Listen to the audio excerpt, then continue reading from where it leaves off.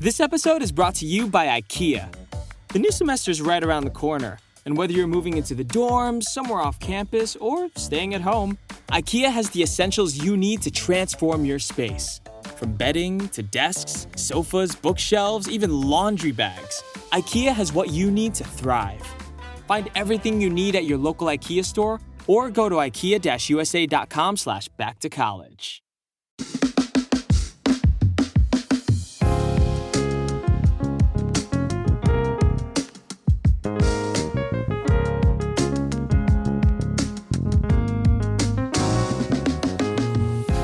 We hope you're feeling rested and perky because it's time to put your brain to work. Welcome to 10ish Podcast, the show about top 10ish lists.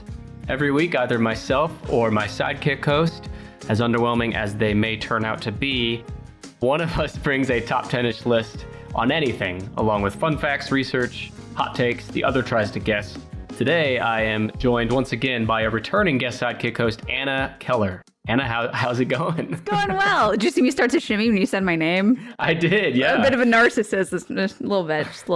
Yeah, well, that's what I've heard about all counselors are a little bit full of themselves. We all have a little bit of that streak. We like to hear ourselves talk. We think we're very smart. One of those two things is probably true, at least. I like to hear myself talk. You got it. You nailed it. I'm coming out hot tonight. I'm sorry. I know. You're coming for my entire situation. I've had a day. Okay, I'm here. I can take it. Bring it on. Anna, I'm told that not only are you a professional counselor, but you are also co-host of the Freudian Sips podcast. I am. Podcast about brains, beverages, and other BS. Yes. I am. Me and my mom. I know. I'm still not over that.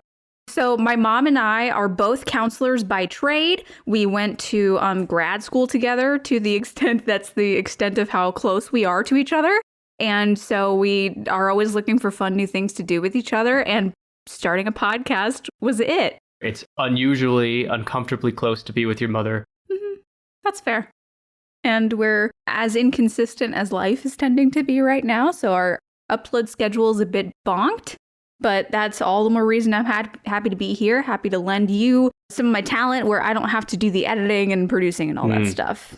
All you, baby. But you did have to bring the notes. I did. Yeah, but we'll get to that in a second. Anna's podcast is a true treat. I encourage people to check it out.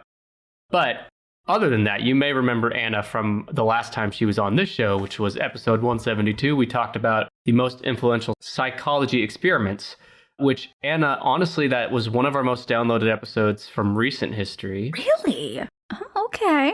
I got a lot of good feedback, more good feedback for that than any other non-Brandon episode. Wow. I know. Are you offering me a permanent position or? No. No.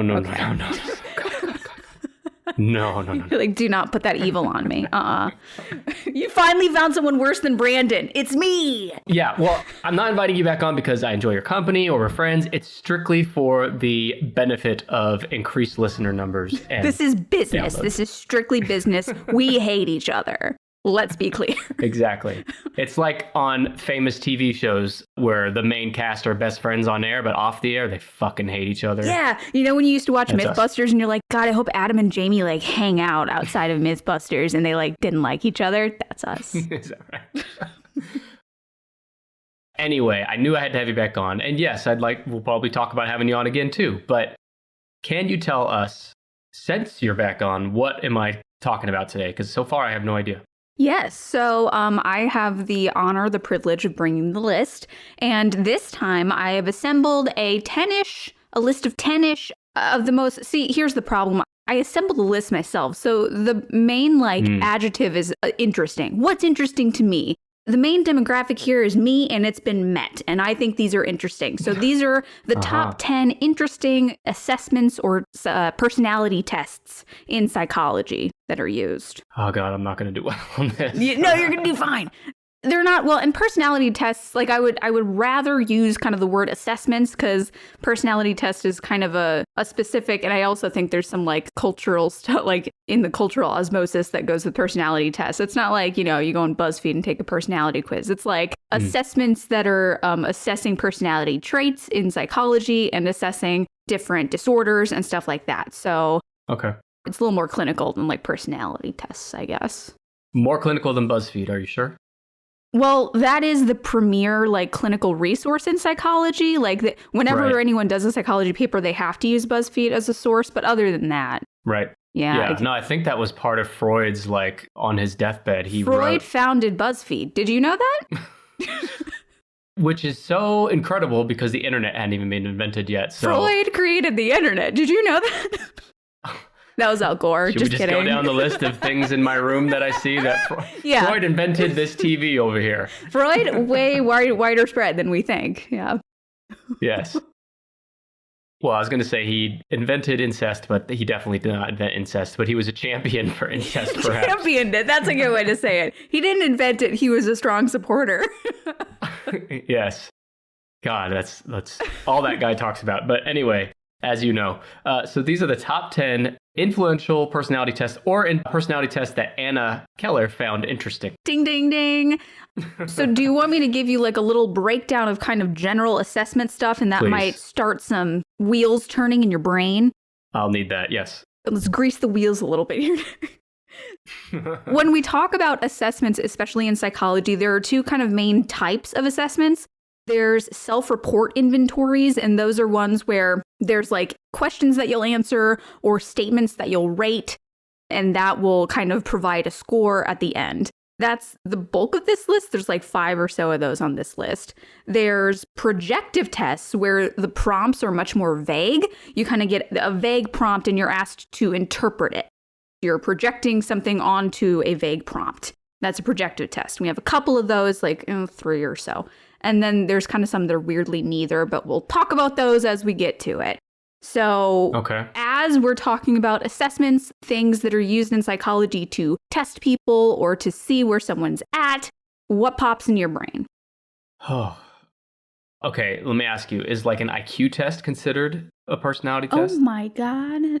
The first thing you said, you're going to guess one of my things. Where would you think I would put this on a list of like how interesting it is? Well, see, I've heard a lot of differing opinions on the IQ test. Mm-hmm. I think a lot of professional opinions that I hear are that it's not quite as insightful as we once thought, or as much weight should be put into it as some say, but I'll let you tell me. So I'll say that an IQ test... Wait, did you ask me where it ranks? Or what did you ask me? Where do I have it on my list? On my pretty arbitrary list. No, this is a clinically researched, this is scientifically proven list, actually. Yes. Peer-reviewed. Mm-hmm. You're my peer and you're reviewing it right now. Right. I don't know. I'm going to say you put it quite low, so maybe 8 or 9, somewhere in that area. Not that low. I put it at 6. I think it's pretty, I don't think it's super interesting, I'll be honest, but it is pretty well established, pretty well known, and you're right. Like, I think our understanding of what intelligence is has grown since this was in its heyday. Yeah. So I think that's kind of the point. So let's talk about, do you know what the IQ test is? Like, have you ever heard like the clinical name of the IQ test? Maybe, but I don't remember. No. They're called the Stanford-Binet Intelligence Scales. And like you said, it's probably the most like well-known, like measuring IQ is something that we talk about a lot. That's probably not as influential as maybe we think it is based on how often we talk about it. Right. It was originally created in 1908 by a French psychologist by the name of Alfred Binet and his even more French student, Théodore Simon. And in order to identify, it just keeps getting more French the more we talk about it. Crap. I know. Damn it. This is where I'm stopping because that's as French as I can get. But it was in order to identify, especially when children were falling behind developmentally and may have needed some extra help. So they created a baseline using a really wide range of children that they tested, but they couldn't really find one factor that identified intelligence or kind of determined intelligence. They even knew back then it was more complicated than that. So instead, they compared children by age within each category.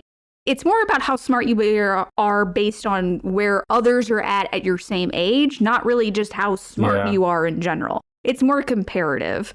Right. But it was one of the first intelligence tests, so it was really popular in the psychology community at the time, especially. And you said 1908, right, mm-hmm. is when it was introduced? Where it was introduced, yes. Is it still used? I mean, maybe in varying formats, but is it still used to this day? Yeah, it's used as an intelligence quotient. Like, that's kind of all it's measuring. We're not, like, especially, I don't think people that use it are saying, this is how smart you are. Yeah. So the 1908 one was the first one, and it moved to the U.S., where a psychologist at Stanford University created the localized version, and that's the Stanford Binet intelligence. So it's just he put his own university before the guy who created the test, because that's what happens when you come to America. We co-opt things and we put our names first. Or we just steal the name like we did the word football to describe an entirely different sport. We replace one letter of it, and then we're like, it's ours now. We did it. Right. And it doesn't involve the foot, but that's a whole other thing. Right. Well, this guy from Stanford, he really missed the boat because, yes, he put Stanford in front of the word Binet, but he should have put his own last name in front of Binet, right? His name is Terman, so I get maybe he just didn't like it. He made the right call. Yeah. That's kind of a good point. Stanford sounds a little more professional, I suppose. Isn't Stanford also where the prison experiment happened from our last episode? Yeah, Stanford is pretty notorious for doing some weird psychology things. So yet another thing added to the list. They appropriated the IQ test from a French dude. Yeah. Sorry, France. Ugh. Get that taste out of my mouth, French. So when someone says Albert Einstein had an IQ of whatever, 100-something, that is taken from an IQ test. Yes. So let's break that down. Let's break down what that number means, because I don't think people throw around a lot of very high sounding numbers without actually knowing what that would mean. Like me. Yes. You're like 100, right? That's like good. That's totally baseline, totally average. Yeah. So the IQ is the single number, intelligence quotient is what IQ stands for. It's the single number that you get when you take the results of the test, which are dividing the test taker's mental age, so the results they get on the test, divided by their chronological age, and then multiply it times 100, because nothing can be easy and simple. I was going to say, why can't we just have a 0 to 100 score for this thing? Great question. No one knows. So like if a 10-year-old would take the test and score a mental age of 12, that's not like a huge jump, but 12 divided by 10 is 1.2. Times 100, you get 120. So that kid would have an IQ at that time of 120. And that would be like, oh, you're pretty advanced for your age. Okay. And so then, not just in theory, in practice, if you take that test multiple times throughout your life, it will change. It will probably change. Get higher. Yeah. Actually, it probably will average out. Usually what we see happen when we see people who take IQ tests is they took it when they were kids as like part of a gifted program is what I've heard it more as, like anecdotally. Yeah. But it's that they kind of get a really high score when they're young because it's easier to bounce past your chronological age when your chronological age is lower. And so then kind of as you get older, especially as you're not in active education anymore, it will probably level back out to be more toward 100, which is just base average. If you get an IQ score of 100, it's that you take it and you score exactly the same mental age as your chronological age. You are right on track. Yeah, great. You're like, I don't want to be on track. I want to be advanced. Well, yeah, don't we all? Everybody wants to feel good about their own IQ. I'd be nervous to take an IQ test. Like George in Seinfeld, he cheats on his. He cheats on it? Yeah, have you not seen that? I know very little about Seinfeld, but that sounds like a George Costanza thing to do, so that tracks. Yeah. Your question about being a permanent sidekick host, never going to happen until you fix the Seinfeld problem. Okay. The Seinfeld dilemma. But what I was going to say a minute ago is this doesn't have anything to do with the subject of this list, but when you're talking, I started sidetracking in my mind as I do, and I was thinking, fuck, humans just don't live that long, do we? Like, you're out of school at 18 or in your 20s, and then you work for 30 or 40 years, and then you die slowly, and it's kind of just sad. Cool. We're on the first item of the list, and I was like, this is going to be fun and light and breezy, and you're like, let's put in some existential dread, just like, boom, punch listeners in the face with it, straight off the bat. That's what they're here for. They're here for the hot takes and the fun facts. Knew what they signed up for. Fun facts and ennui. Let's go. Well, anyway, humans don't live a long time, but the IQ test is number 6. It is. It's interesting. Do you want some sample questions from it? We can try to puzzle them out and see how smart we are. Okay. Okay. Well, I might regret this, but yes. Okay, so at a business meeting of 5 people, every person shakes hands with every other person one time. How many total handshakes occur? And there's 5 total guys, each of them shaking 4 hands, so 20. So we got, so 4. No, but then I don't think I got this one right either on the little practice test. So I'm trying to puzzle it out with you. So like you take the first guy and he takes 4, but then he's not there. And then he shakes 3. Anna is holding her hand up to the camera and doing this in real time. I guess this is an audio podcast, right? But I am counting on my fingers because that's what you do when you take IQ tests. You can count on your fingers. I think if you go into an IQ test and you count on your fingers, they immediately kick you out. They're like, you have an IQ of 0. Get out. Leave. And then they send you to like the 2nd grade IQ test. Yeah, you have to redo the 2nd grade no matter where you are on the education spectrum. I'm stumped on this one. What I puzzled out was 15, but I'm not even super convinced that that one's right. So here, this one's a little easier. Stacy is taller than Jane. Nancy is taller than Stacy. Who's the tallest? Stacy is taller than Jane. And Nancy is taller than Stacy. Mm-hmm. Nancy's the tallest. Correct, I think. But I got 2, so correct. That one seems so straightforward. It's almost feels like it's a trick question. And honestly, okay, so as I was researching, I took a few of these like little like take an IQ test online. Which listeners, if you're wanting to do that, don't trust any of those. They're not right. They want your money mostly. But like you sit there and you're like, okay, the last one, I don't feel like I got it all. And this one is like super easy. So are they tricking me? Is this a trick? You start to question everything. They gaslight you, man. Well, that's probably by design too. I think it's a little bit about testing your kind of instinct for answering. That's a good point. Yeah. And also as we're kind of talking through these questions, that's very different than being in a closed room looking at the questions written out. Like I think people have different spatial abilities and like understanding abilities written versus reading. So there's that whole situation too. Right. But the IQ test. IQ test, have you taken one yourself? Like a real one? Not a real one. Yeah. I thought that'd be a requirement in big fancy psychology school. No, I've taken all the Facebook ones that say I'm a genius and then they're like, buy more things. And I'm like, oh, that's because I'm smart. You want me to spend my money? Good. Yeah. Well, what they should do is tell the dumb people that they're smart. I think that's what they do. Those people, well. It's me. I think we're circling back here. Yeah. So that's the IQ test. The one, so personality test is in the name of this list, right? So the Myers-Briggs personality test. Oh, baby. What number is that one? Number 1. Number 1! It is number 1 because it's my favorite. Oh, baby. You got number 1 on your first guess, Nicholas. Ah, Jesus. Oh, it feels so good. Bask in the glory. Hang on. Let's just pause for a minute. Everyone take it in. Oh. We're basking. We're basking. All right, we're ready. Smell the victory. It's a video call and even I can smell the victory. I think I need a shower. I need to go wash off all this victory, all this winning I'm doing. It's either victory or I need a shower. One of those things. Honestly, you want to know the 2 reasons that I have requested to do the list, like bring the list both times, is 1, I thought I would get way too competitive with it. And 2, I thought you would make fun of me if I wasn't good at it. Those are my 2 reasons. I don't know about number 1, but number 2, yes. Accurate. Yes, that's the show. I know. It's me just making fun of people when they get it wrong. And I am a baby and I would cry. So I didn't want you to do that.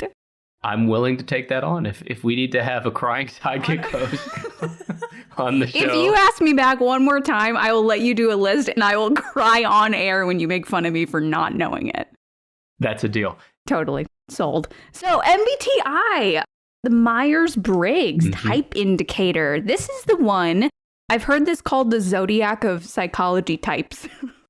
Where like people who are in the psychology world are like, oh yeah, that zodiac and like the constellation stuff, so bogus. Anyway, I'm an INFJ. Anyway. Yeah. I think that's me, by the way. Yeah. I'm an INFJ too. Is that? I'm looking it up. So introverted. Oh, we're going to jump all into the types, okay, dude. I'm sorry. I'm jumping ahead. Go ahead. You are so jumping ahead. Let me tell you first who it was developed by. Do you know this? Myers and Briggs? Correct. Do you know that they were a mother and daughter team? Did they host a psychology podcast as well? No, they weren't as cool as us. They were almost as cool. Almost. Yeah, they were. It was a mother-daughter duo. And that might be why it's a favorite of mine, honestly. Isabel Myers and her mother, Catherine Briggs, created this test. They first published it in 1944, but it was fine-tuned by them for like 2 decades after that. So it's gone through several iterations. Catherine, the mother, started studying psychology when she met her future son-in-law, which is just a really great indication of who that person was. I don't think that means they were bad. I think they were just very different from like their family. So she was like, people are different. I want to study that. Yeah. A future son-in-law. So that man married the daughter. I believe so. Okay. And that's why Isabel is Myers and not Briggs. She was married to this guy that made her mom want to study psychology. Rousing endorsement. Yeah. But instead of a MILF, it's a mother I'd like to follow into the psychology field. Son-in-law I'd like to study. I'm not going to do this right. Syllils. Hey, you heard it here first. That's going to become a thing in the next American Pie movie. So, Catherine was studying Carl Jung's theories on personality. So when they first developed the test, it was a way to actually assess women who were going into the workforce because of World War II. They wanted a test to be able to use to basically say, like, what kind of personality do you have and what, especially jobs, would that personality fit well in? Uh-huh. So when you do the Myers-Briggs test, and I do recommend, like, I am a nerd about it. So, like, I do recommend learning your MBTI type. But it kind of comes along with, like, here are the jobs that really go well with that type. That makes a lot of sense. And something that stood out to me, too, is, in your episode about Karen Horney, you guys talked about how, I think it was Germany's, but it's probably not too different from a lot of other places, but that women couldn't even enter higher education until the early 1900s. Yeah, it was way late. Yeah. 1944 is not that much longer after that. So, like, it's pretty cool that women developed this thing when women were pretty new to the field of psychology. Yeah, I want to say, I don't have it in my notes, but neither Catherine or Isabel actually studied psychology. Like, that's not what they were studying. And honestly, probably it's because it would have been way harder to get into that specialized of a field. They were just kind of studying in general. Maybe studying, like, kitchen etiquette or sewing. Or I don't know what women did before they could read books. Maybe laundry, something like that. Laundry, folding, hanging things outside, churning butter. I feel like I did a complete 180 there. Like, ooh. We went from singing the praises of women to stereotyping them. Anyway. I mean, you're not saying, like, we're good at those things. It's just what they had to do. I sincerely do think it's good for them that they worked on this thing that we're still using and still talking about almost 100 years later. Yeah, totally. That is really cool. So let's talk about it. Let's figure out what those 4-letter codes could possibly mean. So what they ended up with after all this personality study was a self-report inventory. So this is one where there's just like statements and you answer them or rate them. Yeah. And your answers land you on a series of 4 subscales. So those 4-letter codes that I was talking about, like that INFJ, each one of those letters is an answer on one of those subscales, basically. Mm-hmm. So the first one you were talking about just a second ago is extroversion and introversion. So do you know what those words mean? I think those words are kind of in the public consciousness. The way I understand those words is extroverted are people that are more comfortable being around other people. They're more naturally outgoing, less kind of in their shell. Introverted is the opposite. They prefer to be alone or with people they know well. They're more reserved. Yeah, that's a really good way to say it, especially like the introversion. I think people tend to mean like, oh, they don't like anyone. And often, especially in this test, kind of the way we're looking at it is where you get your energy. So extroverts get their energy from being around people, from being in social situations. That's where they gain energy. Whereas introverts gain energy by being by themselves, and they kind of expend more energy when they're out in public with people. So it's not like if you're an introvert, you don't ever like to be out in public. Like, I think that's where people kind of get hung up on one or the other. But even the scales themselves that we're going to be talking about, they're more spectrums. They're more just like you tend one way or the other. It's not 100% or 0%. Or you're more selective about it. Like someone invites you to go out and you're like, well, who's going to be there? Right. And what time do you think? Is Jim going to be there? Is he? Okay. Well, Yeah. I have a stomachache actually that night. Oh, Brandon's going. Oh. Oh, Brandon. Oh, he's going to be eating all those hot dogs over the garbage cans. And I can't do that today. We can't handle that. Yeah. But I think you're right too, because like the way I think about it, because I'm introverted, at least on this test. Do you think that fits you? Would you qualify yourself as an introvert? Yeah, I would. I think I have moments of extrovertism, which isn't a word, but I think that if I was to boil it down into simplistic terms, overly simplistic, you could say that extroverts prefer quality over quantity is what an introvert might prefer. Yes. Whereas extroverts just like, I like being around a lot of people, being in a crowd gives me energy. Exactly. Okay, so that's the first one. So you are an introvert on that scale, and you think that fits you. So the second one is sensing, so S, or intuition, N. Oh, and extroversion, introversion are E and I, which is why intuition here is N and not another I. Yeah. So in this scale is about how people take in information from the world around them. So people who are sensing are more keen on like facts and details, like things they can pick up with their five senses. So they're going to be more like concrete oriented. Whereas people who fall more on the intuition side are going to look at impressions and patterns, and they're going to be kind of more abstract in their thinking and be kind of imagination based. Where do you think you fall on that? Well, I'm an N, so that means I'm intuition. Intuition, yes. Yeah. Like, what do you think are some examples of something that would fit into intuition versus sensing? I think of a person going into like a crime scene, and a person who is more sensing is going to be looking at the facts and the clues and the this is here and this is here. Whereas an intuition person is going to be coming in and trying to see kind of more of the overall patterns of like maybe looking at the patterns of the victim and what they were doing, or the patterns that kind of come out from the clues as a whole instead of just looking at the facts themselves. And which of those two guys is the serial killer that put the crime scene in motion? That's the extrovert. From the last I think so. Yeah, I think so too. So from memory, I'm pretty sure N is what I scored, but when you say it back, I feel like I'm more S, sensing. So that kind of resonates more with you? Yeah. And that is the cool thing. I'm an N. Okay. And that is true.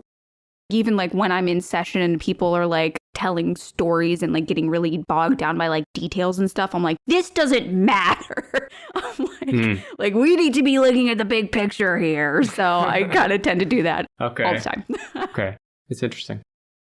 So those are the first two. And then the third one is thinking or feeling. So T or F.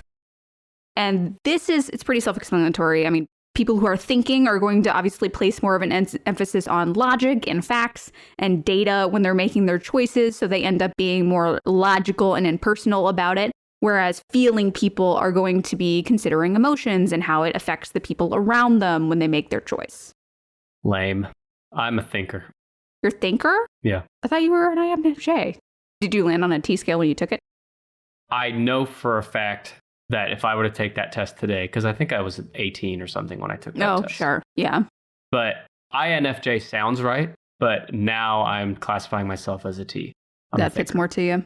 And I would say that makes sense, especially if you're thinking of the last one and going like, sensing kind of sounds more like me. Like, I think that those two are easier to go together than maybe like intuition and then thinking. Right. After we talk here, I'm kind of wanting to take this damn thing again. But so I do think right now, if I had to predict what I'd get today, it would be IST. Okay. And then we'll see what the J is, or the last one. Right. Well, so the last one is judging, J, or perceiving, P. So like judging people, and this isn't like negative, like I think judging has kind of a negative context to it or a connotation, but it's not negative. It's just you prefer like more structure and you prefer to have choices settled and things kind of planned out and set in stone. If you judge, you prefer to do the decision-making step. So the thinking and feeling step where you're making the decisions about what you just saw. Whereas perceiving, they are going to be more open and flexible, and they're more concerned with taking in that information. So they're placing more importance on gathering the information before they make a set decision about it. So they're usually going to kind of keep their options open based on that. This one's harder. I think I could fall into either category. If I had to, again, predict what I'd get taking this test today, I think I might be a P. Yeah? Big old PP. So you think your type has changed a lot, huh? I am pretty 100% sure that introvert is what I've always been and what I always will be. But the other three have changed, it sounds like. That is interesting. And I think that's one of the most interesting things about offering these kinds of tests is because, like, especially ones that are more open to the public and available to the public, you can do that and kind of see where you're at. And it's just another tool to introspect and know more about yourself. And I'm always a fan of that. Hippie shit is what you mean. I love the hippie shit, man. Every day, all day. I love MBTI. Everyone tell me your MBTI types. But you can go to 16personalities.com. So 16personalities.com is a really good one, has a really good test. I'll put links in the show notes. So anyone listening, just refer to those and you can find a direct link. But yeah, I will take this test after today and post my updated score, and we'll see if I was right on the money with my prediction. Yeah, I would be interested to see if the actual test kind of matches what you're thinking about yourself. That would be interesting. Yeah. All right, you got 1, and oh my God, I lied to you. Stanford Binet IQ is 5 and not 6, although I could make it 6 because it's an arbitrary list. Well, now this is messed up and we need to start all the way the fuck over. Okay, so this is Tennish, that's Nick, I'm Anna. Hey. One Sentence News is a week-daily, politically unbiased podcast meant to help you keep up with what's happening in the world and maintain a sense of general, international situational awareness without being overwhelmed or stressed out by issues that can be stressful, but which are also worth knowing about. The show is hosted by me, Colin Wright. I've worked as an analytic journalist, someone who explains what's happening in the world to folks who might not know why they should care, for over a decade. And this show is my attempt to make such information freely available to those who want it in less than 5 minutes a day. You can find out more at onesentencenews.com or find the One Sentence News podcast wherever you typically get your podcasts. I'm getting a little worried because those two, I think almost anyone could have got those two. Okay. But now I'm struggling. So how well known are these other tests, you think? I would say a couple of them are pretty well known kind of in the public consciousness. There's one that I think, a projective test, I'll give you that hint, that I think is very well known. Oh, it's like the block test in a psychology. Like when you go to a therapist or psychologist and they'll show you the splotches on the... Do you know what those splotches are called? That'll give you the test name. It's not a block. It starts with a B, maybe? There's a B in there. I know. I can't think of it. Just give it to me. The Rorschach ink blots. Ink blots. Ink blots, baby. That's got to be high. When you're in a movie and a doctor is showing you ink blots, I'm sorry, you're crazy. That's the this is the only way that's going to end up. They show like an obscure dark shape on a white background. And they ask you, what does this make you think of? And you say, this makes me feel like killing everyone I know. A dog ripping apart a bunny. And they're like, I see. And then the next shot, you're in a sanitarium. Sorry. Those are the rules of film. Yeah. There's 70% of movies you just described there. Movie psychologists use that. Way more than actual psychologists do. Let me say that. I was going to ask if that's still like well employed by modern. It's been mostly poo-pooed by the psychology community as not being super reliable, but projective tests kind of fall into that. So this is the first projective test we'll talk about. So let's go into that for a second. So it was developed by a Swiss psychiatrist, Hermann Rorschach, in 1921. And fun fact about Herman, even as a kid, he loved what was called klexography, which is a very fancy name for making ink blots and then making poems and stories about the ink blots. Hang on a sec. Whoa. This guy made poems and stories about ink blots? To the point where his friends in school called him Klex, which is short for klexography. They called him Klex, which is German for ink blot. That's just all this dude was about. I don't know, man. If your whole identity growing up in school is like ink blot guy, and by the way, I know they're Swiss, so they're not speaking English, but really missing out an opportunity to call him Inky. Inky? Inky. That's it. Ooh, Inky Rorschach? That's cute. Do you think he was made fun of for this, or do you think it was all like, I don't know. That's our lovable town. Yeah. our lovable scamp who likes ink blots. I don't know. It's hard to know if it was what tone the kids were using. Kids can be pretty mean, so I imagine some of them were poking fun at him, but Herman was just happy with his ink blots. He didn't need anyone's approval. Did he find love? I don't know. I didn't research that. Probably. Nah, probably not. He was married to his work. He was married to the ink blots. What do you see in this ink blot? A wife. My lover. It's also called the Rorschach test. Yes. Oh, there's a picture of this guy. He's a good-looking guy, I think. Herman, you think he's attractive? Well, attractive. You know what? I'm going to say it. Attractive. Hot take. Not like Brad Pitt, but...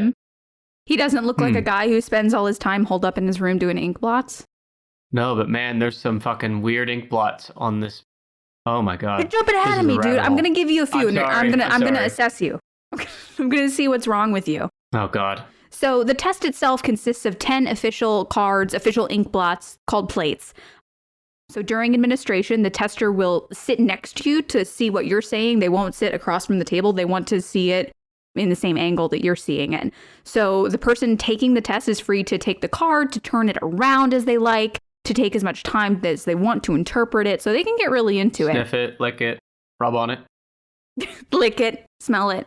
Take it to another room and like get intimate with it. Just do whatever you got to do to roll around on it a little bit and then come back and be like, I see a bunny. And the bunny saw me as well. The bunny, I gazed into the abyss and a bunny gazed back. Me and this bunny are getting married now. That's the ink blot that you're going to marry, Mazel Tov. But every answer, like every part of your answer is recorded. That's an important part of the projective test is like no matter how trivial it seems, if you answer it about the card, it is written down, like how the person is emoting when they talk about it, how they're holding the card is written down. So it's very, very detailed in terms of like the answers that are given and how those answers are interpreted. And I think the idea is like, oh, if we record more, it's better data. But it doesn't really affect how subjective it is. So again, we go into this, the projective tests are very vague in their prompts, and that leaves it open for like good discussion and kind of open answers. But it also leaves the administrator of the test to interpret the answers, and often that is very inexact science. Yeah. So that's kind of hard. That's what I was wondering, is there's more interpretation here. Those other two tests we've talked about already are written tests that are graded, essentially. Exactly, yeah. You answer a certain thing, you get a certain score for that, and then you total the score up and it tells you an answer. Yeah. Projective tests are so different than that. Do you want to see some plates and I'll tell you how crazy you are when you see what's in them? I'd love to. Okay, cool. Copying image address, sending it to you. Got it. All right. Okay. What are you looking at? Like, what are you thinking? I see two women on each side. Okay. What are they doing? They look like they're maybe getting water out of a well or something. Oh, that's a good one. And then the red, I don't know, maybe the collective heart of women. I don't know. The shared heart of womankind. Yes. Wow. You're a teacher's pet, huh? Okay. Hey, I'm trying. By the way, so for the listeners, I will share links to all these images so you can see what I'm looking at. But there's no correct answer, right? Like there's no correct answer. Like, so some of the things it talks about now, obviously, every test, I know it's kind of a meme as like, oh, I see a penis in this ink blot. Every single one of these cards is like, if they see this sex organ, it means something. If they see this sex organ, it means something. So they really do specify, like, if you're seeing sexual stuff. I do see ovaries. Yeah. You're seeing ovaries, if you're seeing like sex organs, like, there's some stuff there. You ever think about the word sex organ and like, what about the music instruments that are organs, but they're made out of sex organs? Explain. You don't have to. You don't have to respond to that. I'm just not super sure what you're talking about. Well, like sex organ is obviously a phrase to describe the physical parts of men and women bodies. Are you talking about like an organ, like a piano? Yeah. And then it's made of sex organs? Hey, I'm just riffing here. Because now I'm just picturing an organ. I don't know, you should probably cut this out. I'm picturing like an organ, but it's all like penises, like as the like pipes that come up. This is what happens with my brain. Like I hear a word or phrase, and then instead of just taking it at face value, I start thinking about, well, what if it was literal? So there you go. Aren't you glad you're here? Wow, that told me more than any ink blot could possibly tell me about your personality. Hey, you're the one who said sex organs. I guess that's But true. I do see some sex organs in this one. Do this ya? ink blot. Where do you see a sex organ? What I referred to before as the well. Mm-hmm. I think you could see that either as a upper half of a woman's body with like a bra on. Do you see that? I do. Or it could be ovaries. I think you could twist that into ovaries if you need it. Oh, okay. So if you could twist anything into ovaries if you need it. But so you're seeing female sex organs pretty exclusively. That's interesting. Let me give you one that is a little bit busy. Okay. There's a lot going on in this one. I'm ready. This is one of the colorful ones.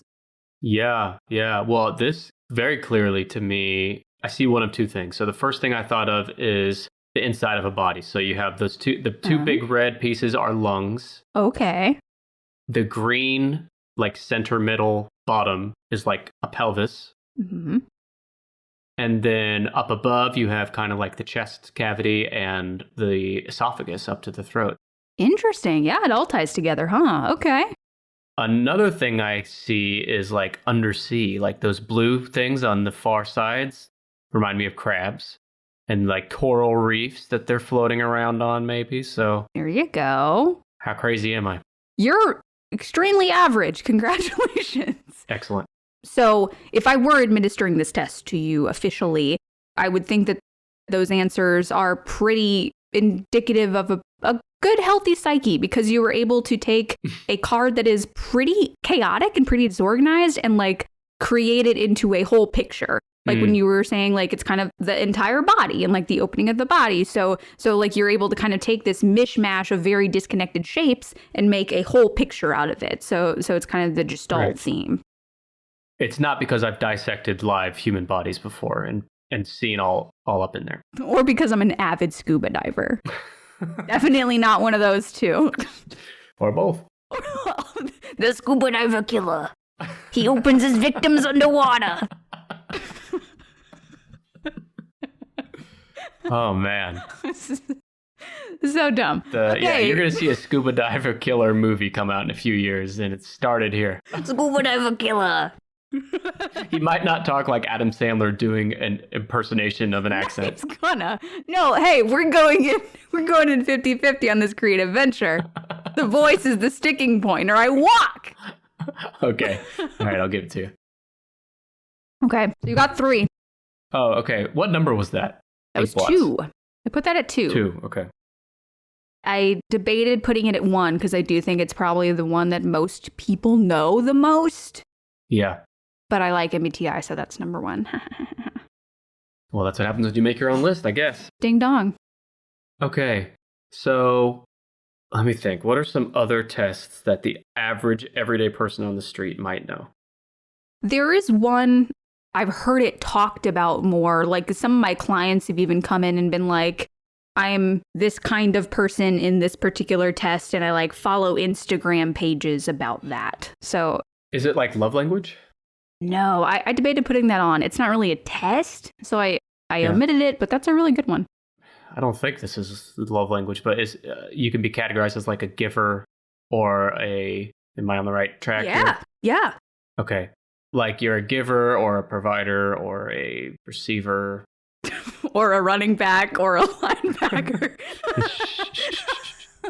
No. Remember, I make fun of the sidekick hosts for their guessing, not the other way around. Damn it, I'm so sorry. I am overstepping my bounds. Well, what is that test that I'm getting close to So there? it's called the Enneagram test, and it involves 9 types, and you get to be sorted into a type, and that's kind of the baseline of your personality. Okay. Have you ever heard of that? So like I'm a type 2, and that's called a helper. Wait, that's different than like type A, right? Yes. Which is probably another guess I'm going to do later. So type 2, I think you said you're a giver? A helper. Oh, a helper. Okay. This is vaguely ringing bells here. Yeah. So I'll send you this, and you can put that in the show notes too. That is the Enneagram symbol. That is the Enneagram itself. Like when we talk about the word Enneagram, it refers to this symbol because this devil worship symbol, damn. Kind of looks pentagrammy. It's not, I think. Maybe. If a demon shows up as we're talking about this, we'll have our answer, but who can know? That's science, baby. You just keep going until the demons show up. That's science. That's science. You write it down, then it's science. What number is this one? 3. Now, is it really 3, or are you going to tell me it's 3 now and then change your mind later and say, oh, actually, it's a different number? We'll decide later, won't we? Okay. That's a problem for later, Anna. This crazy symbol that you're looking at, what are you looking at? Like, as it is kind of uncommonly organized. What are you looking at here? Imagine a big circle. That circle is connected by 9 lines that make kind of almost a pentagram shape in the middle of a circle, like we were saying. Or you could also picture it like a clock, except instead of 12 at the top, you have a 9. And then it goes 1, 2, 3, 4, all the way down. Like clockwise, it goes, yes. Clockwise, yeah. And they connect. So I'm going to assume those connections are important. So They like, for example, are. 2 and 8 connect. You can get like really deep into these types. Like even as I was researching this, I was like, how do I shorten this, man? Because this test gets really deep, even deeper than the MBTI. Yeah, I've not done one of these.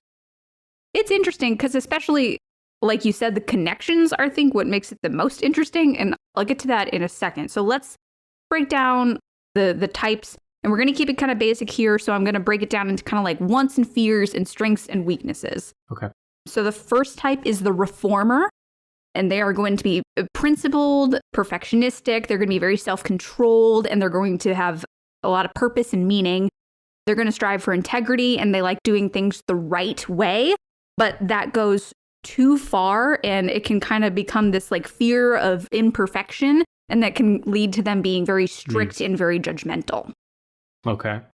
I kind of like that about it is like each of these is the weakness is kind of the strength, but gone too far almost. Like it's kind of taken to its extreme and how it can become a negative thing within that type. Some of them are kind of mean. Like some of them kind of focus on the weaknesses more, but most of them are pretty balanced, and all of them have like basic fears and basic desires and basic like they even have like ego fixation. So they really link to other psychology theories and stuff like that too, which is very cool. So number 2 is the helper. This is my type. It's me, the squishiest of them all. They're generous. They're people pleasing. They're usually genuine, kind of good listeners. But that people pleasing tends to cause them to overlook their own needs and become kind of complacent and kind of pushing their own stuff aside to make other people happy, basically. And I think like the rubber hand that's on the box of the hamburger helper box, white hand. Yeah. You can picture that guy? I know what you're talking about, yeah. He's probably too helpful. He's a helper. He pushes his own needs aside. He's a people pleaser. That's the problem with hamburger helper. He's a people pleaser. Well, I'm looking at this guy. He spends too much time helping and not enough time hamburgering. I don't know. He's kind of a creepy ass motherfucker now that I'm looking at him. Something in his eyes there. I've always thought he was creepy. A sentient hand? No. With a face? All right, I'll stop. But the hamburger helper hand, like Anna, is number 2 on the Enneagram of personality. Is way too squishy and helpful. It's me. I'm the hamburger helperman. Type 3 is the achiever. They're going to be very successful, very hardworking. They're usually really good communicators. But again, that kind of goes too far where they might be overachievers, kind of workaholics. And then the individualist, number 4, they're very creative, very forward thinking. They're really expressive people, and they have this great desire to be unique. And that leads to a really strong sense of identity. So that's great. But then it can kind of make them self-centered or temperamental or kind of that artistic type narcissism that we hear about, you know. Who knows? No one here could possibly possibly be that. No. But I don't even have a frame of reference for what you're talking about. I know. So number 5 is the investigator, and they are driven to understand. They're very highly perceptive, as the name would suggest. They're very thoughtful. They're very quiet. They like to think deeply about things, but then they can kind of become detached and unemotional because they're being too logical. So again, kind of goes too far. So the loyalist is number 6. It's going to be, they're very responsible. They're very committed. They are very obviously loyal. They're very trustworthy. They tend to have relationships that are very long lasting because they really want to seek security. That is the thing that they are looking for in their relationships. But then they tend to worry so much about being without that support and security that they are going to worry too much and dwell on the negative because they're so worried about losing it. Right. I think I'm starting to understand how all of my guest sidekick hosts feel when they leave the show. Oh, they're like, how am I going to get by? How do I go on with my normal life now that I know what it's like? Be with Nick for a little while. You understand. Like this hour and a half or however long we spend. It's really life-changing. I'm just telling you what people have told me. I can't relate to it. I'm just telling you what all the reviews say. Life-changing. Nick is the best. I can't get rid of it. Hey. I just do a podcast, man. I'm the messenger. You're like, don't shoot me. Hang on, I just went back to my computer and this fucking hamburger helper hand is still here staring at me. Oh, man, past you. It just played a prank on you. Past me is really kicking current me's ass right now. I don't even know what number I was on, man. You finished 6, so you're on 7. Finished 6, so 7, enthusiast. So they are obviously enthusiastic. They're spontaneous. They're usually extroverted. They're very quick thinking. They are very concerned with seeking fun and adventure. Ugh. And they're kind of easily distracted and unfocused because of that. So this test, man, if you want to get called out, take the Enneagram test. It will call you out. Yeah, that's the way I'm feeling. Because, well, I'll tell you which one I think I am when you finish. But okay. 1 or 2 of them stand out. 8 is the challenger. They are bold, they're going to be confrontational, very confident in themselves, and kind of action-oriented and outspoken. So obviously they're going to make very good leaders, but they can be domineering, they can be aggressive, kind of, again, when a good leader goes bad. Are you listening, Dr. Buster? That's you we're talking about. Number 8, challenger. Is Dr. Buster mad with power? Well, I don't know if you've heard the episodes he's been on, but he keeps trying to convince people that he's the actual host of the show. I mean, no one really knows, so... Don't they, though? Because we're 180-something episodes in, and I've been the one fucking introducing every goddamn episode we've done, including the one you're on now, Anna. You're the best introducer this podcast has, but who knows if that means you're the one who created it. All right, we're going to move on. It's number 9. You want to hear about number 9? It's called the Peacemaker. Not you. After I've riled you up, the peacemaker is going to be agreeable and easygoing. They're going to avoid conflicts and disagreements. So not me. They're going to promote harmony in groups. So not me right now. Oh, this is me. May ignore their own wants and needs just to ensure peace. So that kind of links in with that people-pleasing thing. That might be me. That last one might be me. I'm definitely a conflict avoider. Except when it comes to Buster. Fight me, Dr. Buster. But...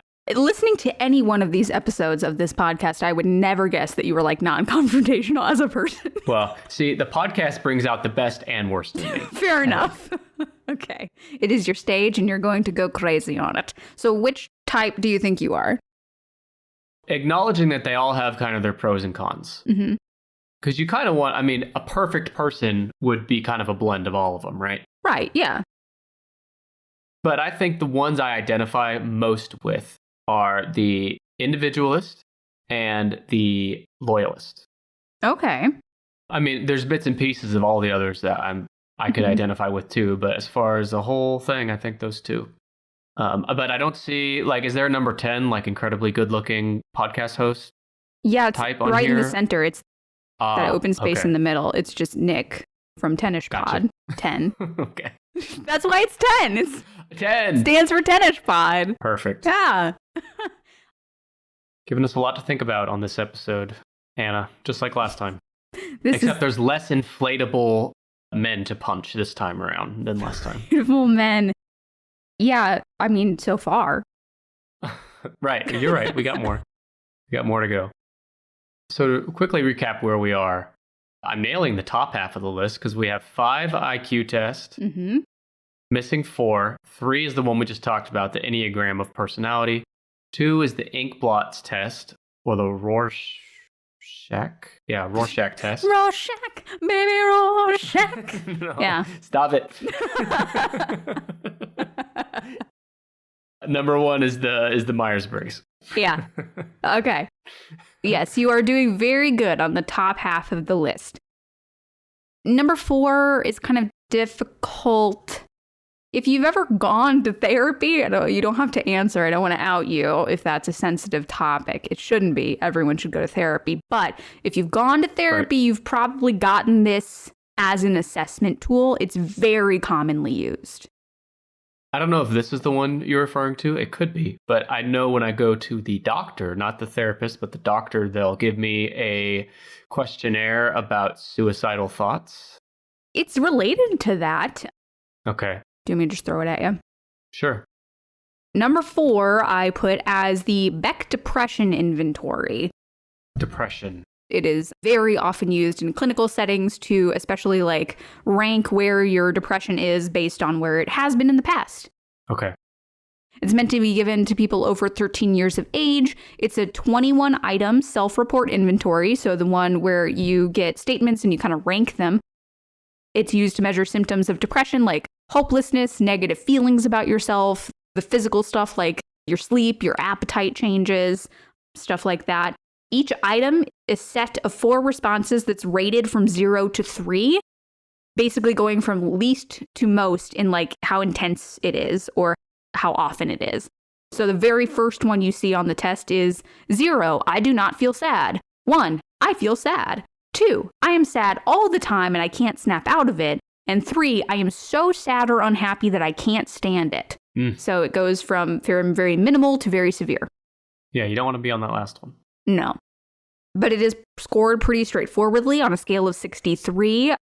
So 0 to 10-ish, is kind of minimal depression, kind of normal ups and downs. 11 to 19 is going to be mild. 20 to 29 is moderate depression. And then if you get over 30, it's severe depression. Some of the ones I saw added 40 plus, and that's extreme depression, which sounds super rad. That means you're depressed, but you can do kickflips. Well, I don't know, because you're rating yourself, right? Yes. I don't know. That for no. What were like you this gonna are say? hard for me. Because I think you were about to jump onto one of the hardest parts of self-report inventory. So why do you think that might not work? Because who's to say if I'm extremely depressed or very depressed or kind of depressed, right? It's like it's hard to measure your own internal state of mind. Yeah, especially when it's written out like that. And like some of them are more concrete, like, okay, I know I've been sleeping worse or whatever, but it is real. I mean, like this is one that my therapist, I will gladly out myself. I go to therapy very regularly. And it's one that my therapist uses with me also regularly. Like every few months we'll use the same test. But even like as I'm sitting there, I'm like, am I so sad or am I all the way sad? Like, yeah, I don't know. It's very hard. But see, knowing myself, it'd be like, well, I am sleeping worse, but is it because of depression or is it because of this, that, or this? You'd like overthink it. Right. And that kind of also leads into another common self-report problem where people either consciously or not can kind of sway their answers, especially when the scoring is really obvious like it is in this one. I mean, like, obviously, like even when you know, I said the I feel sad kind of example question, you were like, oh, you don't want to get 3. Because that's that self-stigma thing where it's like, I don't want them to think I'm too depressed or else, you know, they might kind of put me somewhere. That's a very real thing, for sure. Oh, absolutely. Like, I think that's one of the main reasons that people don't seek help. They don't want to get too much help. You know what I mean? They don't want to get called crazy. So I do think people, even if they're not intentionally trying to do it, especially on something like a depression one, they might pull back a little bit. They might like, well, I am really sad, but I don't want to answer 3 because that's too sad. I don't want to seem too sad. No, you're right. And it's fascinating because, well, everything with the brain, right? But especially depression is like, we can't know how you feel unless you tell us. Exactly. That's the beauty of the self-report, but it is the danger of the self-report too, because if you're pulling the wool over, I mean, speaking as a clinician, if you're telling me you're okay, I can't know that that's not true. I mean, like, you know, I'm going to go based on what you say or based on what you're answering on the test. So it is really important to be honest with your therapist, with your doctor, anyone you're talking to about your mental health. Yeah, 100%. But one option you have as a counselor or just anyone that is helping people in therapy is you can peep in their windows at night, go house by house to everyone you see, check on their sleeping pattern. That's why we ask you for your address when you start therapy with us, so we can come to your house and take pictures of you while you sleep. Right. And you can also bug their house with audio and video recording equipment so you can actually monitor. Because we all have the funds for that. I have the funds to rig every single one of my clients' houses up. I'm making bank over here, guys. Well, you have advanced education. You must be rich, right? You're doing very well. That's how it works. As soon as you get a master's, the money just starts rolling in, baby. Yeah, I know.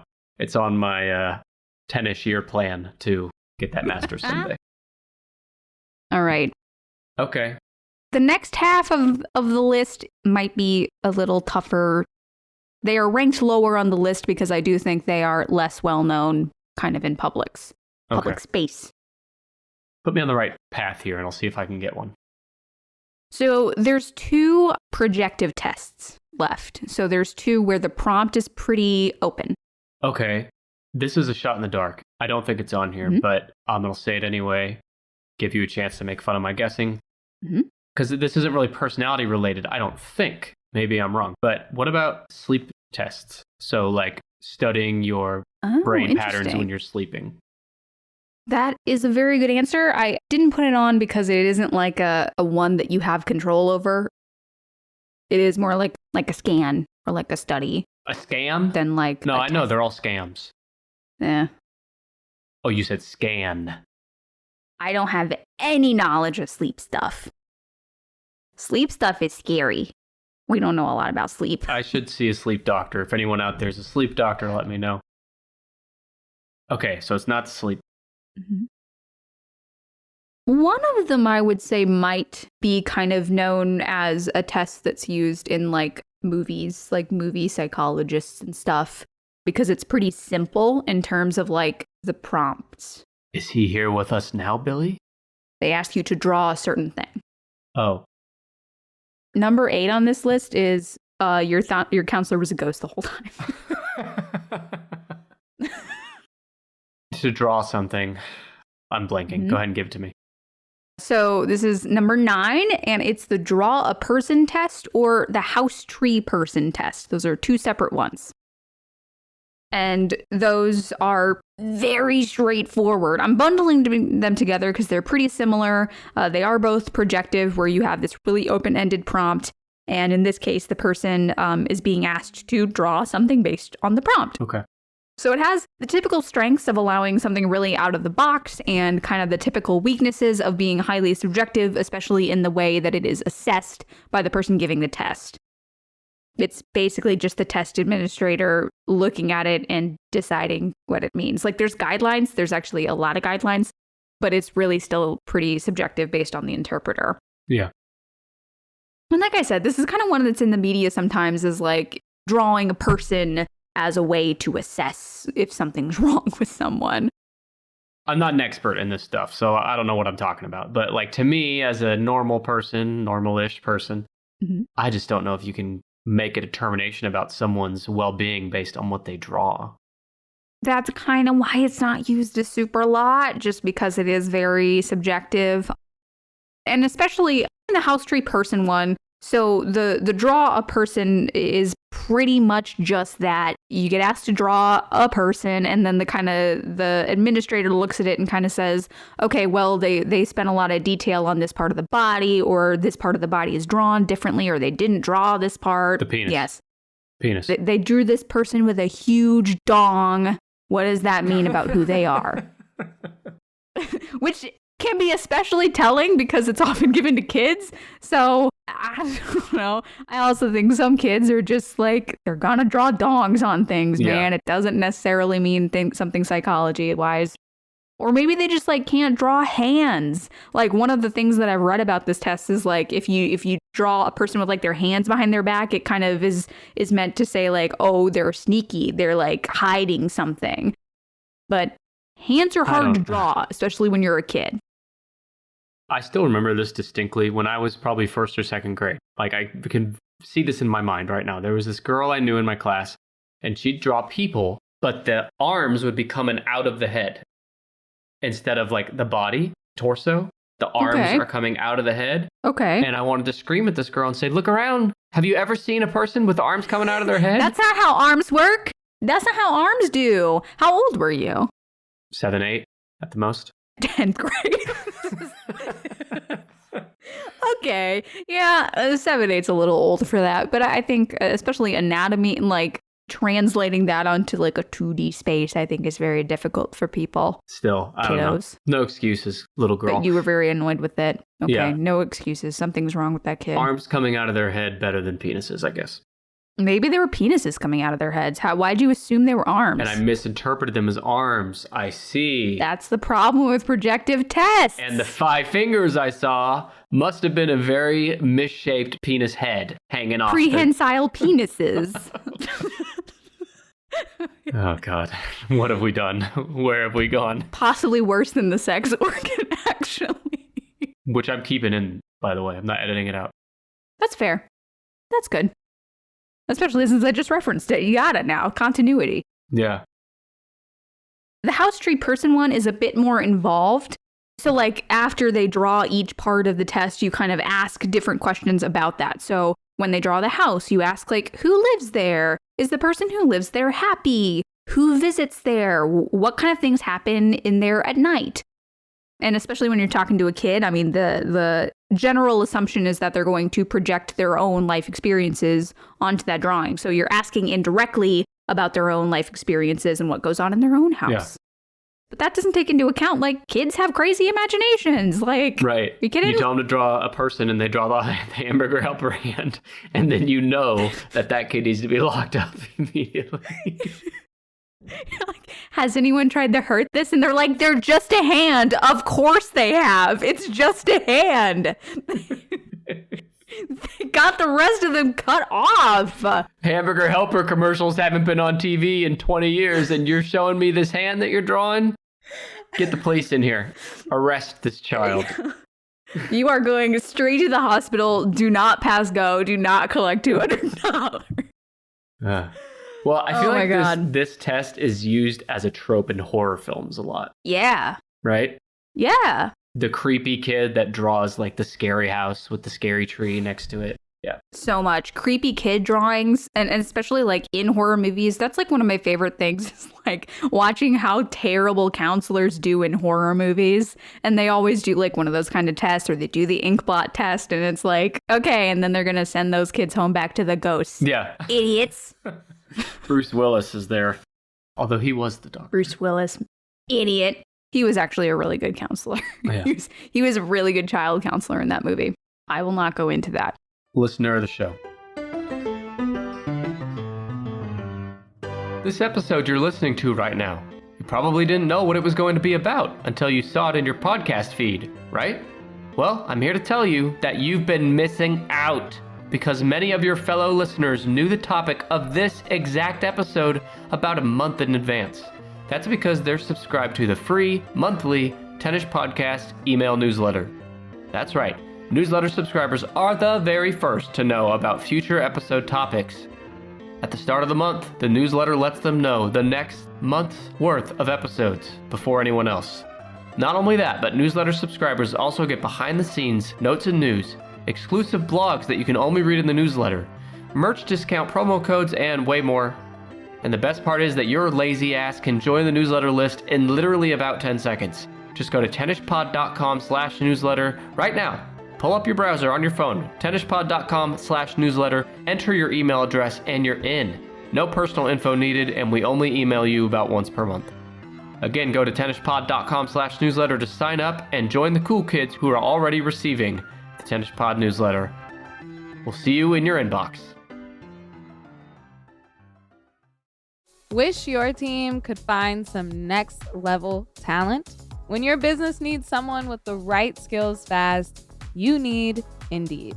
Indeed is the hiring platform where you can attract, interview, and hire all in one place. Instead of spending hours on multiple job sites searching for candidates with the right skills, Indeed's a powerful hiring partner that can help you do it all. One of the things I love about Indeed is it makes hiring easy, all in one place. For example, the assessments. Indeed helps star applicants to shine with over 135 assessment tests from cooking all the way to coding. Start hiring now with the $75 sponsored job credit to upgrade your job post at Indeed.com/BlueWire. Offer good for a limited time. Claim your $75 credit now at Indeed.com/BlueWire. Indeed.com/BlueWire. Terms and conditions apply. Need to hire? You need Indeed. Shopify is the all-in-one commerce platform to start, run, and grow your business. And I love it because Shopify gives entrepreneurs the resources that were once reserved for big businesses. So upstarts, startups, and established businesses alike can sell everywhere, synchronize online and in-person sales, and effortlessly stay informed. I don't talk about it a ton, but I have a fishing company.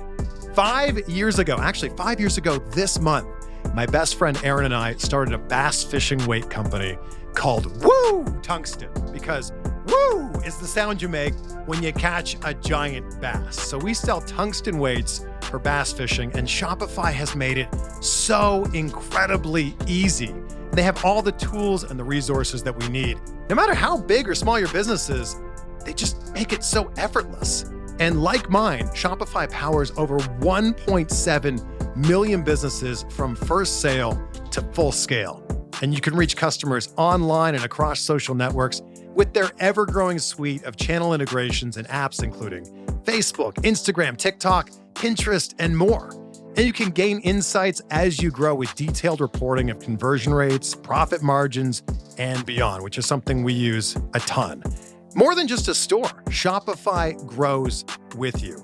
Go to shopify.com/BlueWire, all lowercase, for a free 14-day trial and get access to Shopify's entire suite of features. Grow your business today with Shopify. Go to shopify.com/BlueWire right now. You'll see exactly what I'm talking about. Shopify.com/BlueWire.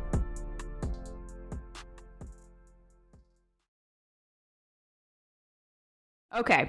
You've got 1 through 5 and 9. Okay. I need help. I'll give you 10. Yeah. Okay. 10. I think it's going to be easier to think about like what this test is assessing. So let's think about maybe the darker side of psychology and like maybe serial killers. So do you think, what do you think like what kind of test would they be taking? There's a famous, not a test, but like a triad of. Oh, yeah. Yeah. If this person, trying to remember the name of it, starts with an M maybe, but anyway, if they wet the bed, if they hurt animals as a kid, and if they are interested in arson, or if they had a history of arson. I think I have those 3 right. I think it's called the dark triad. I think you're right. Yeah. This is related to that. Okay. It is the psychopathy checklist. Okay. So there is a checklist that you take specifically to, this is hard because like even the term psychopathy, like being a psychopath, kind of requires a lot of unpacking to fully go into. This is just kind of mostly to point out that there is a test for this. There is an assessment specifically to talk about like traits and behaviors that might indicate that someone is a psychopath. So that's going to be like narcissistic traits, antisocial traits, the heavy stuff, basically. Yeah. So like pathological lying, lack of empathy, a lack of remorse. It's not necessary. This is one of those like doesn't neatly fit into either category kind of tests because it's not necessarily going to be self-report. It's got like a 20-item inventory, but it's more like interviews with the person and like looking at different records and such, like if they're in an institution or in jail or something. So, right. You can't depend on a psychopath to self-report their psychopathic tendencies. Right. We can't even really depend on someone who's just like struggling with depression real bad to do it super convincingly. So, yeah, where, you know, it kind of helps to have that external information. You can give as little or as much detail as you're comfortable giving here, but how often, if at all, would you say that you in your own work have dealt with someone that you either suspect or can guarantee they have psychopathic tendencies? That is really interesting. Not often. Almost not as often as I would prefer. That sounds like it would be really fascinating. So the problem is when people are dealing with that kind of stuff, I think the most I would say that I've probably worked with is people who have like narcissistic tendencies and maybe Buster. who have a lack of empathy because of that. But it's really hard because like people who generally have like narcissistic tendencies even, or especially like antisocial tendencies, are not going to seek therapy. If they're coming into therapy, it's because they're like being dragged by a partner, or they're coming for like mandated therapy, or they're coming in for like a different reason. And this kind of just comes up as part of it, because part of that like narcissism and stuff is they don't think anything's wrong with them. They're not going to talk about it because they don't think that's wrong. Yeah, no, it makes sense. It seems like it's one of those things that's really hard to pin down. Mm-hmm. All right, man. You've got 6 through 8. Yeah. Because I gave you a false 6 earlier. The triad that I mentioned is not on here, right? The serial killer triad? No. What about something having to do with relationships or love or marriage or divorce, things like that? There's none on there. I liked when you answered earlier about the love languages. I think that's probably on my like runner-up list. Right. I took a love language test and my result was just the peach emoji that you see in like text, you know. Oh, fruit. You just like fruit, huh? Exactly. Big juicy peach. Okay, well, let me think here. I'm struggling. And for the listener's sake, I'm going to have you just help me out. That's okay. So let's go 6, 7, 8. 6 is the Minnesota Multiphasic Personality Inventory, the MMPI. You might have heard it called MMPI. I knew it. That was right on the tip of your tongue, right? Say it again, Minnesota. The Minnesota Multiphasic Personality Inventory. Okay. This is one of those scales that I don't think sees a lot of limelight outside of the psychology community, but within the community, it's very well researched. It's really widely used as an assessment tool, and it includes a lot. It's very comprehensive. It was originally developed in 1937 by clinical psychologist Stark R. Hathaway and neuropsychiatrist J. Charnley McKinley. They were 2 professors at the University of Minnesota. That's where the name comes from.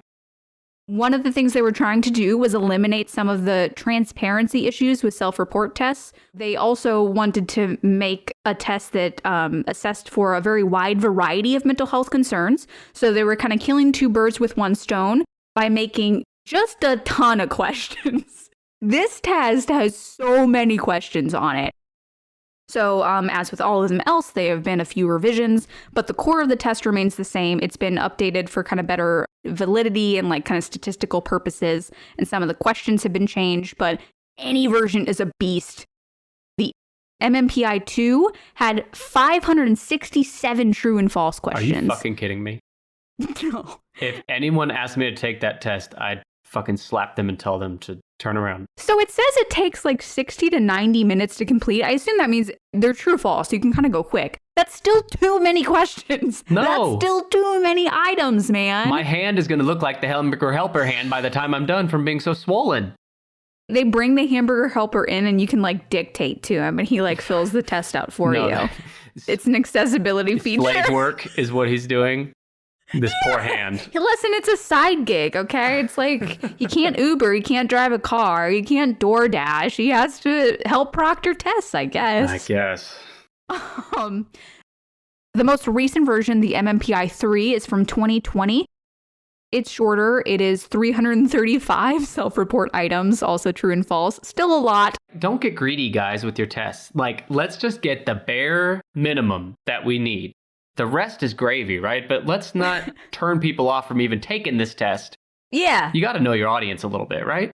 Can't possibly tell them how many are on the test beforehand. You just got to be like, you want to take this? Here you go. And don't tell them and lock them in the room. Right. Lock the door. Exactly. Yeah. Lock the door. So are you ready to go over all the questions on the test? Oh, fucking kill me. 500 something. Should I clear my day tomorrow? No, we won't do that. But we will go over the scales that it tests on. Okay. The ones that it scores you on. There's 10 of them. So one is hypochondriasis. So it's hypochondriac. That's where that linked word. Yeah. So being very concerned about your body or thinking you're sick with something. Number 2 is depression. Pretty self-explanatory. Number 3 is hysteria.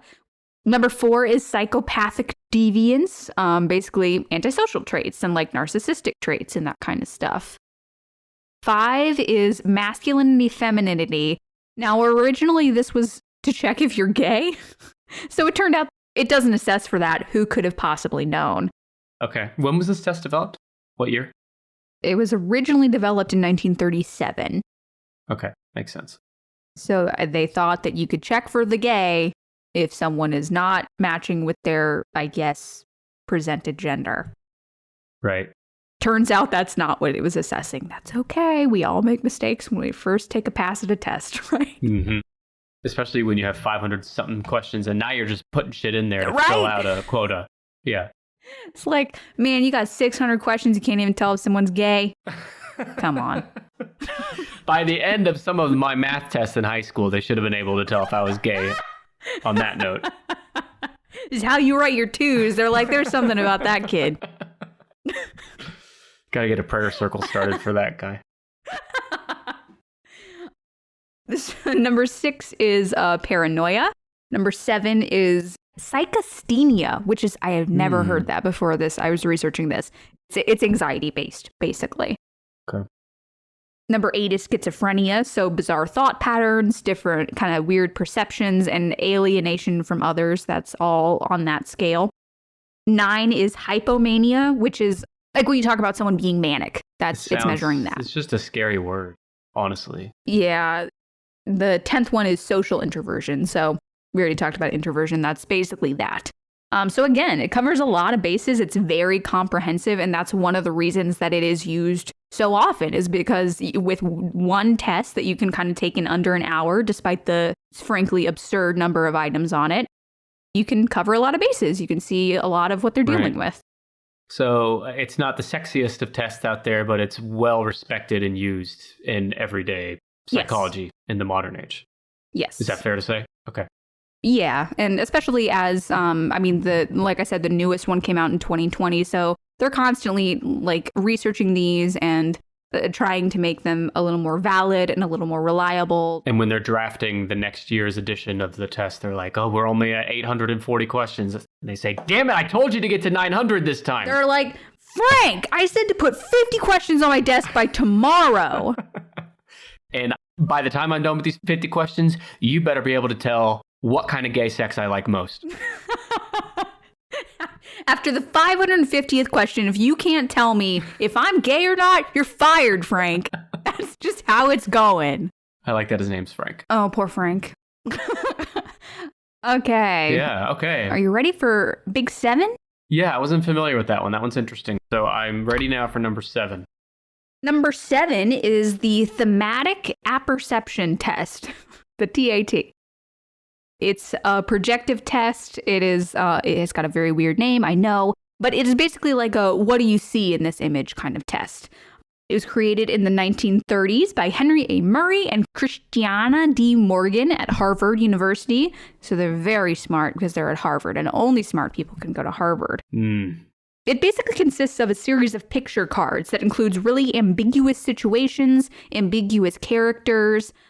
So they are presented with a card and then they're told to create as dramatic a story as possible. They are encouraged to make it very kind of involved. And then they are asked follow-up questions. So what led up to the event? What's happening in the event itself?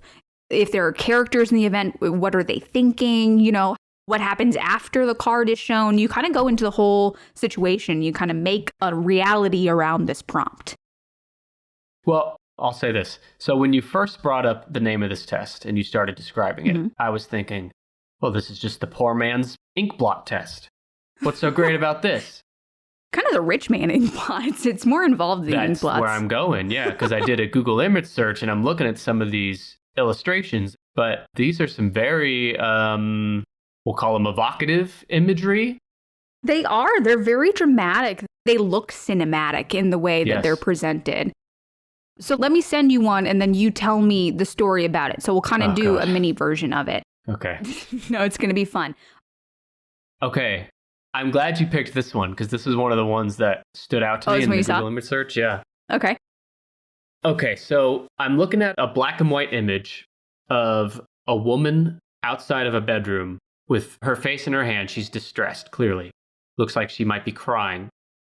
And behind her in the bedroom, you can see a man who's either dead or dying or very sick on a bed. So I'm supposed to tell you a story now, right?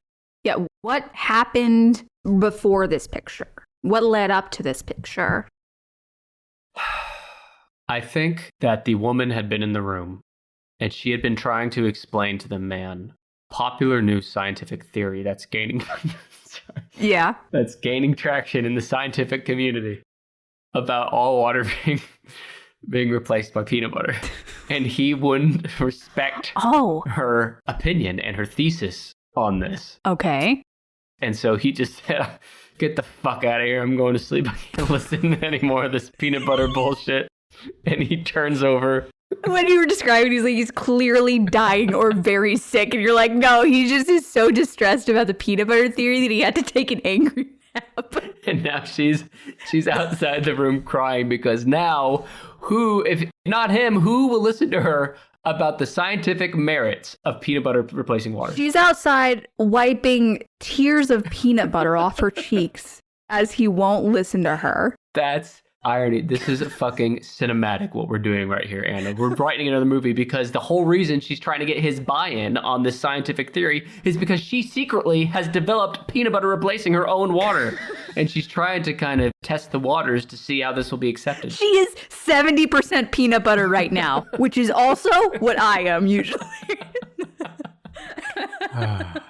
So am I crazy? Am I going to the loony bin? Yeah, probably not for that reason, but yeah. Okay. To be honest, though, to me, it looks like the man just died and now it's her husband and she's out in the hallway mourning his death. You know what's very funny about this particular image is when I first saw this, I didn't even notice the dude in the bed. What the fuck is wrong with you? I looked at this like 3 different... I know, that's what I'm saying. Like, I think that is more important as an assessment tool to me. I didn't notice the dead dude in the bed. I was just like, man, she's had a really hard time opening that closet, huh? Anna, literally half of this image is a dead man. It's black and white, okay? I need the listeners to see this. Put in the show notes and everyone can see how dumb I am. Bonnie, are you listening, Bonnie? Bonnie, we need a welfare check on Anna. That's fine. She gives me a lot of those. That's funny, though. To me, like, the dead man is essential to this image. It's part of the story. Yeah. Real quick, before we move on, have you seen this one? I just put it in the chat. Yeah, I really love that one. That's one of the ones that pops up the most often when you search thematic apperception or like TAT test. Yeah. So there's a younger woman kind of in the forefront and then an older woman in the background. And I think almost like a nun looking woman in the back. Nun looking or like kind of witchy, kind of decrepit looking. I choose to believe the woman in the front doesn't even know the person is back there. What's interesting is I think some people would look at that and call that person in the front a young man. Interesting. Yes, that is another point is like when I talk about like ambiguous prompts, that is one of the things that is specifically mentioned about the TAT is like even the gender of the characters are kind of ambiguous. Never assume their gender, Anna. That's the lesson. I guess that's true. I have to ask that young woman or young person who's about to get eaten by a witch how they identify. By the witch. They definitely just finished talking about peanut butter. Like you can see it in their eyes. The woman behind kind of almost looks like she's like gonna whisper something like, all the water is peanut butter. You have to leave Earth. I'm going to turn all the water into peanut butter. The witch is the one pushing the peanut butter agenda this time. She's the one who's going to turn the water into peanut butter. She is the one behind it. But she's giving fair warning to this young man or woman to get the fuck out of here while you still can. Young person, there's going to be no water left in the whole world. I'm going to change it. Take this boat to the airport now before this water turns into peanut butter and you can't row. Because Nicholas asked me to do it. He's been emailing me from the 10ish podcast account, and he won't leave me alone until I turn all the water into peanut butter. Little does this broad know that I ain't leaving her alone when she does that. You're like, jelly next. Well, once I see that she can turn all the water into peanut butter and this isn't just a pipe dream anymore, well, first of all, I'll be dead within like a few days with no actual water left, but... You're like, what else can you turn into different things? And she's like, surprisingly, that's my only magic spell, is doing water to peanut butter.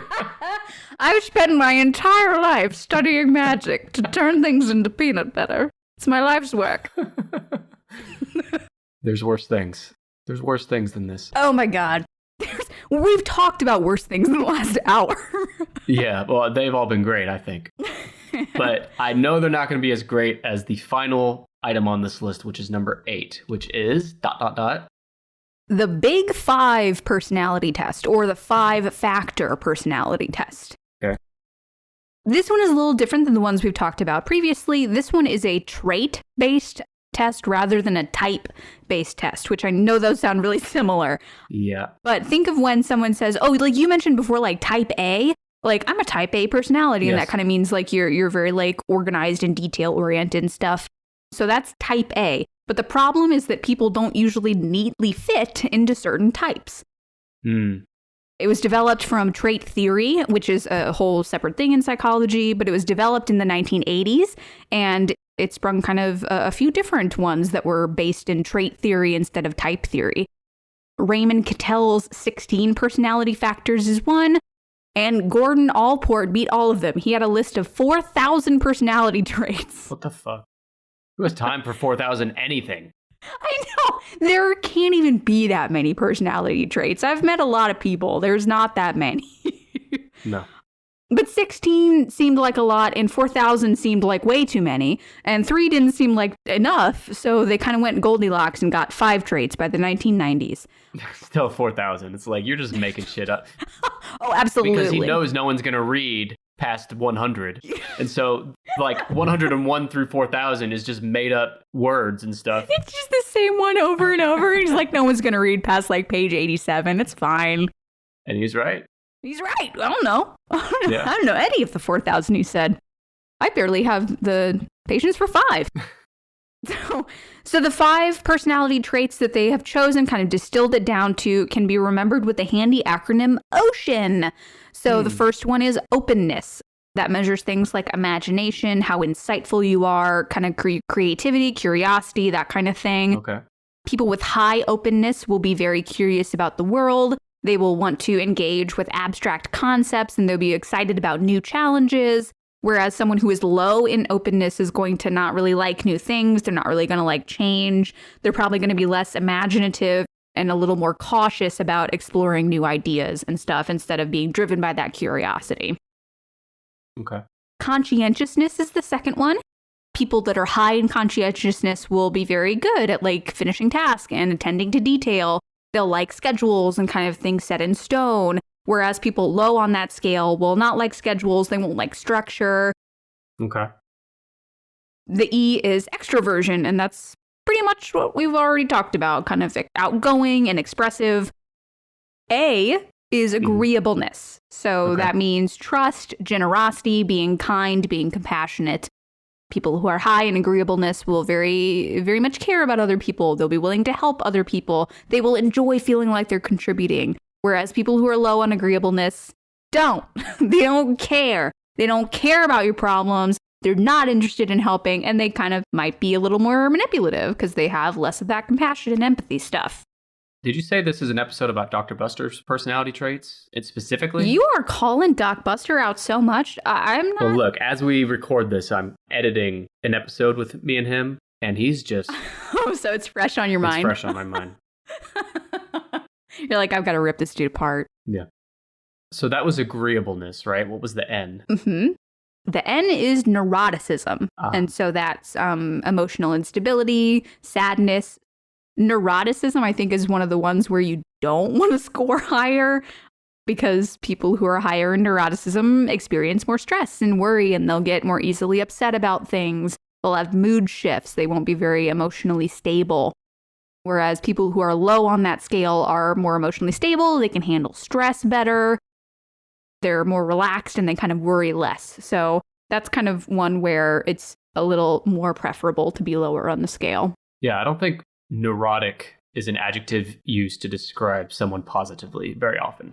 I don't think it's something that people seek themselves out to be like, oh, I'm so neurotic. Yeah. Like, I think some people use it as kind of that type A thing. But in general, I don't think they want to be emotionally unstable. In general. Not exclusively, but in general. No. Okay. So those are the big 5 personalities. Yeah, the big 5, and you kind of land on, where you land on the scale is kind of informative of how that reflects on your personality. It's really well researched. It's been like in a lot of studies and has a lot of evidence to back it up. And this is one of the only ones I saw specifically that had like notes on different cultures and how it affects different cultures. And it's been tested in like 50 cultures and shown to be pretty applicable in putting these people on these 5 spectrums. So it's pretty defies cultural boundaries a little bit. Those are pretty universal traits that they've chosen. I've learned a ton today. That's why we wanted to have you back. I hope so. Why don't you go back through the top 10 here, remind us of the 10 personality tests we talked about. All right, starting down at number 10, we've got the hair psychopathy test. At 9, we've got house tree person or draw a person test. At 8, we've got the big 5 personality or the 5-factor personality test.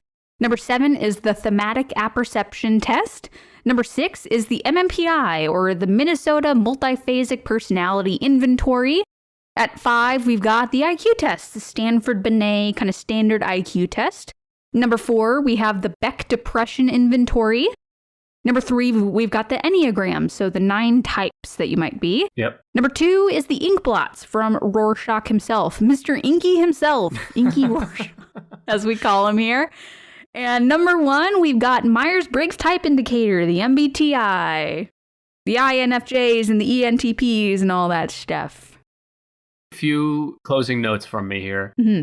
Number 1, I think the most interesting test, well, they're all interesting in their own way, but like the ink blot and the thematic, what is it, ass perception, ass test, the TAT. How well can you perceive asses in these pictures? That's the ink blots. Right. It's always asses or winkies, right? Yeah. But I guess the visual tests for me are interesting because that's up to the interpretation of the test giver. Right. I think they're more interesting just because they are more subjective, which I mean, unfortunately, is the reason why they're a little bit hard to rely on in terms of actually assessing things. But I do think that makes them more interesting because they're more dynamic. So, and not just like, I answer these questions and then I get a number. Like, okay, that's pretty straightforward. But show me what you see in this ink blot? Hell yeah. Absolutely. Let's talk about that. And it's got to be, like I know you said, I think it's used a little less than movies would have you believe these days. But as a person giving that test, it has to be kind of exciting because you never know what you're going to get, right? Like every answer is an adventure, I have to think. There's got to be that like super wild one where they come up with something like really off the wall and you have to be like, I'm going to write that down. And you look at the paper and it's just like a giant thumbs down emoji or something. I see a peach emoji in this and you're like, cool. You too, huh? Totally normal. You're like, well, that's the objectively right answer, so you get 100. Absolutely. I'm calling a timeout to do a quick break to visit some podcast reviews. Every week on this show, I read reviews from listeners just like you. I read those reviews from a number of places, including Apple Podcasts, and I have one here from our good friend Duncan, listener of the show. Duncan says, found these guys on Twitter. It's like listening to your favorite morning radio show. Love the top 10 format. Really funny topics they choose to. Well, I'm glad you like the top 10 format because that's the show. That's the whole thing. So if you didn't like the top 10 format, but you still like the show, that'd be interesting. I'd like to know that too. But the top 10 format has worked pretty well and it's probably going to stick around. Thank you for the review, Duncan. One more here from Nesco Dog. It's on Apple again. Simply put, the cult episode hooked me. You know, it might be something if our breakfast cereal episode hooked you, or the most popular animals, or maybe the biggest bodies of water on Earth. Nope, for you it was the cult episode. But as long as you are spreading the cult message of Tennis Podcast, I think we'll let it slide, Nesco dog. Thank you for that review. And by the way, if you want me to read your review, Apple Podcasts, Podchaser, Good Pods, those are the places to write a review. Rate us 5 stars while you're at it. And just remember, I'll read your review no matter what it says. So make it juicy, make it sensual. That's how we like it here. All right, let's get back to the show with Anna. The other thing I wanted to remind people of is the Myers-Briggs personality test. I'm going to do it again. I'm going to share my score. I encourage you listening to share your score with us. I'd be curious to know what you get. Please do. That's exciting. So yeah, look on our social media and comment with your score. And if you want to go farther, be like, I think that fits me, or I think it doesn't. Because like even you, as we were going through it, you kind of figured where you would land. Right. So again, I'm very curious to know if the test is actually going to say that. It might be interesting if you, the listeners, share what you thought you'd get before you take it, and then, or if you're like me and you took it years and years ago, take it again now. Let's see if it's changed. Yeah. Yeah, like we've talked, like Mom talks about how when she takes it, it kind of depends on the day if she'll get like extroverted or introverted. The other like letters are usually the same. It's just like she'll be like an INFJ or an ENFJ kind of depending on the day. So it can change very quickly. It doesn't have to be just years and years. Yep. Crazy, man. The brain, right? It's full of crazy shit There's up so there. much. There's so much. Like assessments are just our way to kind of like try to quantify the brain. There's really no good way to do that. This is just kind of a way that we can like put numbers to it to try to be a little more organized with it. Like that's why we do assessments. But ultimately, you're the only one who knows who you are. Yeah. Don't let a paper tell you. The brain is just this. We know so much, but we still have so much left to know about the brain. Yeah. Anyway, I won't open a topic that big here at the end of the show, but Anna, this has been, it's been a ride. We've been all over the place today, from peanut butter to instruments made of penises to psychopaths to narcissism to everything else in between. What a joy. What a ride. So I love it. Thank you so much for having me. This was really fun. I hope we'll have you on again soon. But in the meantime, why don't you remind folks where to find your podcast? If there's any topics that you know of already coming up that you think are worth calling out, you can do that too. Oh boy. Yeah, you can find us on Freudian Sips Pod on basically any social media. So we're on Twitter, we're on Instagram, we're on Facebook, all under that name. Our site is freudiansipspod.com, and you can find all the follow links there and all the episode links there and everything like that. Like I said, our upload schedule is pretty inconsistent right now. Life is kind of insane and everything's on fire. So we're doing it as we have the spoons to do it. But we are, I think next we're talking about like adjustment disorder and like grief and stuff like that. So that's going to be pretty interesting. Yeah. Like you said, we have a recent episode on Karen Horney, who was one of Freud's proteges.